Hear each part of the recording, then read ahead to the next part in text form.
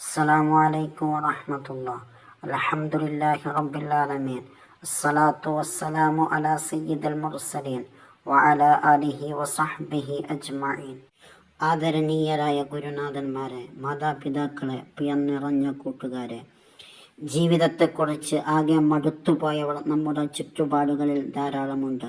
കുടുംബത്തിൻ്റെ സ്നേഹമില്ലാത്തവർ, കൂട്ടുകാരുടെ തണലില്ലാത്തവർ, പ്രതീക്ഷകളും സ്വപ്നങ്ങളും നഷ്ടപ്പെട്ട നിരാശയിൽ കഴിയുന്നവർ, ഇങ്ങനെ ഒരുപാട് പേർ. ചേർത്തു നിർത്താൻ ആരുമില്ലാത്ത ഇത്തരം മനുഷ്യർ പലപ്പോഴും സമൂഹത്തിന് വലിയ വെല്ലുവിളികളായി മാറാറുണ്ട്.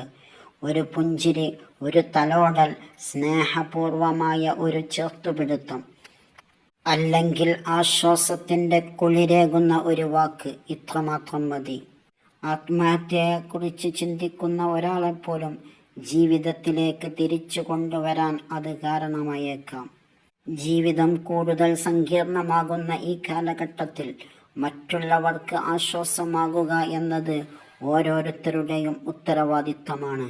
എന്നാൽ ജീവിതത്തിൻ്റെ തിരക്കുകൾക്കിടയിൽ സ്വന്തം കുടുംബത്തിനു പോലും ആശ്വാസമാകാൻ പലപ്പോഴും നമുക്ക് കഴിയാതെ പോകുന്നു. ഇവിടെയാണ് നമ്മുടെ പ്രിയ നബി മുഹമ്മദ് സല്ലല്ലാഹു അലൈഹി വസല്ലമ തുല്യതയില്ലാത്ത മാതൃക കാട്ടുന്നത്. സത്യത്തിൽ തിരുനബി സല്ലല്ലാഹു അലൈഹി വസല്ലമയെപ്പോലെ മനുഷ്യരുടെ മനസ്സ് ഉയർത്തിപ്പിടിച്ച മറ്റൊരു മഹാനായ പ്രചോദദായകൻ ഈ ലോകത്തില്ല. ഉഹദ് യുദ്ധ ഭൂമിയിലേക്ക് നമുക്കൊന്നു പോകാം. മുസ്ലിങ്ങൾക്ക് വലിയ നഷ്ടങ്ങൾ സംഭവിച്ച ദിവസം. അനേകം സ്വഹാബികൾ ഷഹീദായി. നബി സല്ലല്ലാഹു അലൈഹി വസല്ലമയുടെ മുമ്പല്ല് പൊട്ടി, തിരുമേനിയിൽ നിന്ന് രക്തം ഒഴുകി.